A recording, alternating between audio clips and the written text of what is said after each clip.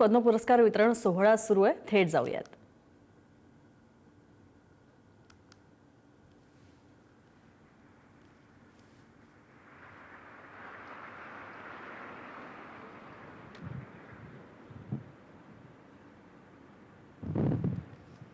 आपण पाहतोय राष्ट्रपती द्रौपदी मुर्मू यांच्या हस्ते पद्म पुरस्कार वितरण सोहळा 2026च्या पद्म पुरस्कारांचं वितरण करण्यात येत आहे।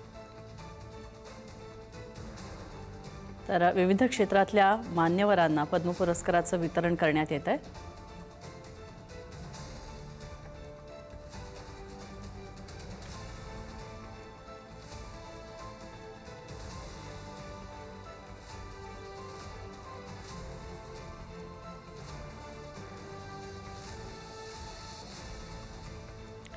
जनार्दन बोथे यांना पुरस्कार राष्ट्रपती द्रौपदी मुर्मू यांच्या हस्ते देण्यात आलेला आहे। तर महाराष्ट्रातल्या एकूण बऱ्याच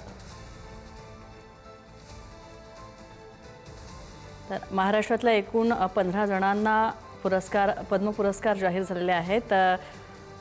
उदय कोटक यांना पद्मभूषण पुरस्कार मिळालेला आहे।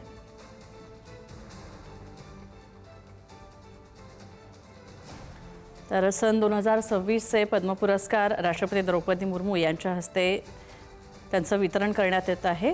नवी दिल्लीत राष्ट्रपती भवन इथं पुरस्कार वितरण सोहळा पंतप्रधान नरेंद्र मोदी आणि केंद्रीय मंत्री अमित शहा यांच्या उपस्थितीमध्ये सुरू आहे। जनार्दन बोथे यांना सुद्धा पद्म पुरस्कार प्राप्त झालेला आहे। महाराष्ट्रातील एकूण 15 जण आहेत ज्यांना पद्म पुरस्कार देण्यात आला आहे।